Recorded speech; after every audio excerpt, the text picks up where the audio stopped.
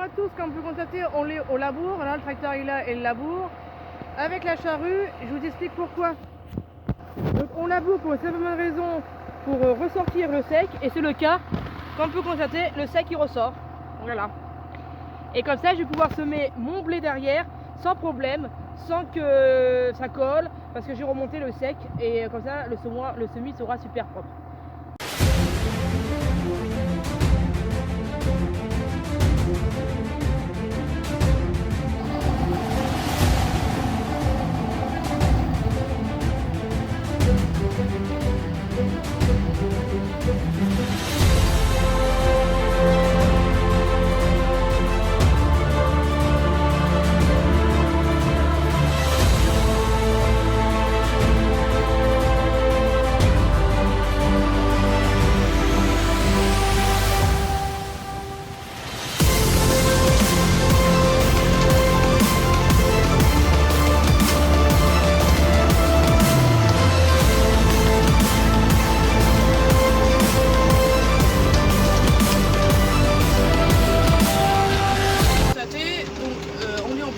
Voilà, comme je l'ai expliqué tout à l'heure. Donc le but c'est remonter le sec en haut et la fraîcheur rentrer au sol. Le but du labour aujourd'hui c'est ça. Et de deux, c'est pour renflouir aussi les mauvaises herbes du genre l'oreille gras. Si vous le préférez, la charrue détruira les mauvaises herbes, donc ça vaut le désherbage pour éviter de mettre du Roundup partout comme mes voisins ils ont fait. Je ne pratique pas cette culture-là, à part si vraiment il y a besoin, s'il y a des chardons. Oui, là je mets le glyphosate, donc le Roundup. Mais s'il n'y a pas de chardon et tout ça, on s'utilise de la charrue. D'ailleurs, vous voyez l'exemple là, pour détruire les mauvaises herbes qu'on est en train de faire. Donc là, on fait du labour sur du maïs. Et après, ça ne sera plus du maïs, ça sera du colza qu'il y avait. Voilà, donc c'est pour ça. Et deuxième paragraphe que je voulais dire, il y aura semi-rotovator que je vous mettrai aussi la vidéo, bien entendu. Sont à se ramise. Donc voilà un petit peu le point de vue sur la charrue. Pour raison du vent, donc du coup comme il y a du vent, il n'y aura pas de drone. Voilà. Peut-être j'ai resserré sur le soir, qui n'est pas sûr, mais si vous ne voyez pas dans le montage le drone, c'est qu'il y a eu du vent et j'ai pas pu d'en faire. J'espère en faire une autre fois. Voilà, toutes les mauvaises herbes s'entraînent, ils vont être enflouis. Voilà, et c'est le but. Des d'un, on préserve sa santé, et des deux, je préfère labourer pour détruire ça que respirer des produits, et que lorsque la charrue elle est un très bon bénéfice, et c'est nos ancêtres. Alors j'ai une charrue, vous allez me dire, c'est pas une charrue, oui c'est vrai, c'est pas une charrue, c'est un brabant. Voilà. Une charrue, on laboure en planche, et un brabant, ça se retourne. D'ailleurs, on va la retourner. Donc là, on va passer à la retournée. Le brabant, voilà, moi je dis une charrue, mais c'est pas une charrue, c'est un brabant. On va la retourner et on va repartir sans se refaire. Qu'une charrue, on labourera en planche. Là, c'est pas le cas. D'un côté au moins, je reviens sur moi-même. Donc, on est parti.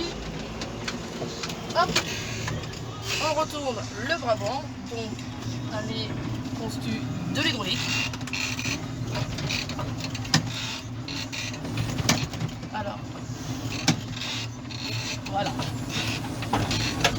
Voilà, donc là on est parti, c'est une 4 corps qu'on peut contraster, il y a 4 corps, 1, 2, et puis en haut 3, et puis après 4. Alors que les gens qui ne sont pas du milieu vont dire 4 corps parce que c'est les éléments de la charrue qui s'appellent comme ça, suck, 4 corps, voilà. C'est pour ça qu'on dit 4 corps, 4 suck. Voilà les amis, n'hésitez pas à lâcher un gros like, et de toute façon la suite vous la verrez, donc je reprendrai la caméra, donc le téléphone, pour faire le semis, bien entendu, semis de blé, qui est derrière ça. D'ailleurs, c'est un semis de blé qui est prévu.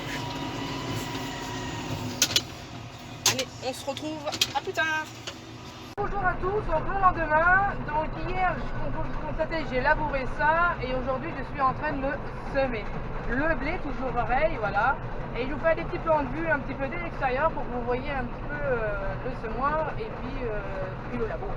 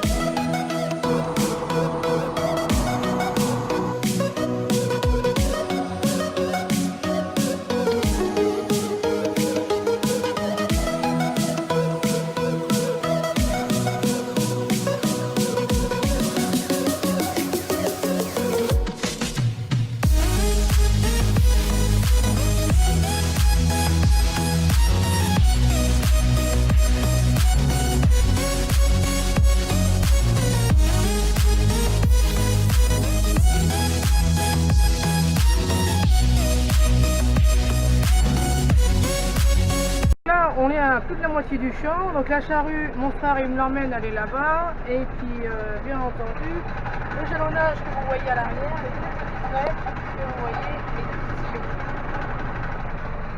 Comme je vous expliquais tout à l'heure, les rayons ils vont être fermés et il y a juste les disques qui font un pré-traçage si on veut intervenir juste derrière ce mur.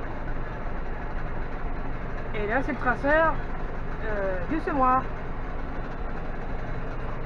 Il y a une sacrée grosse roche qui est là, donc on l'a marqué parce qu'on va l'enlever avec une pelleteuse. C'est ça qui a cassé, voilà, ça avait tapé un petit peu le soc, le premier soc, ça l'avait tapé. Et la sécurité, ça a été trop fort pour elle. Pourtant j'allais pas très vite, j'ai été doucement et tout. Ça avait cassé le soc, le premier soc, il était tombé. Donc du coup on l'a réparé et tout. Donc à savoir sur ces bras-vents là, la non-stop, donc moi c'est une manuelle, elle n'existe plus, ils en font plus, parce que UR c'est Kuhn qui a racheté. Donc je trouve pas sympa pour Kuhn de plus vouloir faire les pièces, parce que nous on est comme des cons d'aujourd'hui. Donc voilà un coup de gueule que je voulais dire. Donc du coup, voilà, donc on a démonté le boulon, on a démonté les deux boulons là pour enlever cette pièce là, et après on a enlevé ça pour enlever le ressort. Nous une en manuel, donc du coup la tige qui était là a été cassée à l'intérieur. Voilà, donc du coup on l'a ressoudé, on a refait un système et en gros on l'a ressoudé, donc on l'a enlevé tout, parce que ça c'était tombé hein, quand ça l'avait trop levé, ça l'avait cassé. Et la tige, donc on a tout démonté et bien entendu on l'a fait ressouder à la concession. Donc j'espère que c'est du bon travail, hein, j'espère que ça tiendra toujours, parce que la tige qui traverse de là à là n'existe plus. Voilà, donc c'est pas normal. On nous prend vraiment pour des vaches à lait, sans déconner, je tiens à le dire. Donc voilà, donc du coup, on va labourer, on va continuer notre labour pour semer derrière.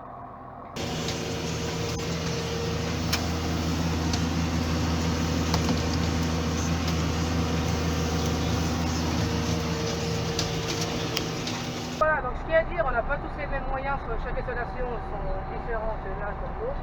Que ce soit gros ou petit, donc des grosses structures, bon, ils peuvent se permettre d'acheter des charrues, on va dire, qui sont même pas un an ou même tout neuves. Ça c'est leur... s'ils ont le souhait, tant mieux pour eux, mais moi c'est pas le cas. Donc du coup, qu'ils font plus cette pièce-là, je trouve ça inadmissible. Juste cette tige-là, comme je l'ai tout à l'heure expliqué, en sachant qu'une tige comme ça ne doit pas coûter non plus. Ils ont les moules, surtout que Kuhn a racheté UR, donc il a tout pour faire. Et on va dire en gros, pour vendre leur marque, donc Kuhn, ils ont préféré déteindre en gros la marque UR. Donc toutes les pièces usures qui sont que UR n'existent plus. Voilà, je tiens à le dire. On a été surpris hier. Alors il reste des fois des stocks ou des gros comme ça. Ok. Il y avait une tige en stock hydraulique, sauf que moi c'est en manuel, donc ça n'est pas si. Voilà, donc du coup, voilà, je ne suis pas surpris. S'il y a des pièces qui n'existent plus, voilà, simplement quand c'est racheté par un tel à tel, forcément, j'en ai comme un con. Voilà. Toi, c'est toi qui les fais vivre et dans l'histoire, c'est toi qui es con. Donc voilà. Donc je tiens à le dire.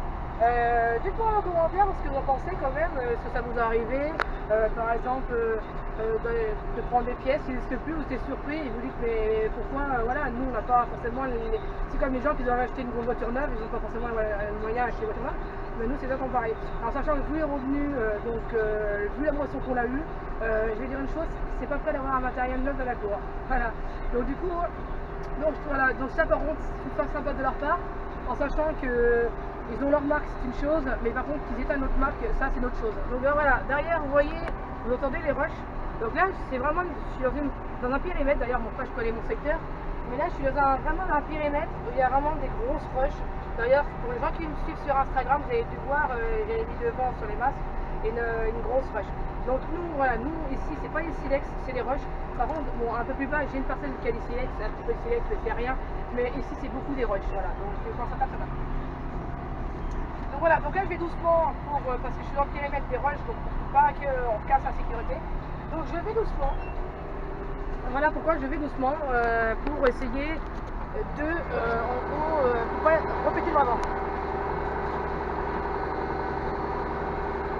Je trouve qu'une charrue, un bras-vent parce que ça commence, un bras-vent hydraulique ou manuel pour moi ça reste, ça marche bien.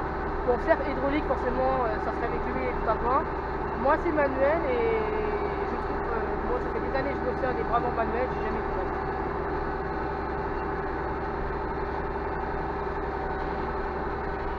Bon voilà les amis, allez, on continue le labour. Donc là, comme vous pouvez constater, j'ai arrêté de semer parce que forcément, je me mets en cours de labour, donc il faut que je travaille devant moi. Donc du coup, là mon frère est parti manger, et donc s'il revient, comme on ne sera plus trop dans les rushs, je le laisserai labourer et moi je sèmerai derrière. Allez, bien marqué, je l'ai repeint au printemps, il y a pas mal de choses que j'ai repeint, et je l'ai repeint, j'ai pas fini d'ailleurs, vous pouvez constater, j'ai pas fini, mais je l'ai repeint pour que ça fasse du beau charme. Je finirai cet hiver. Là j'ai vraiment pas eu le temps de le finir, et je suis avec le 6830 Premium. Voilà. Allez, on est parti.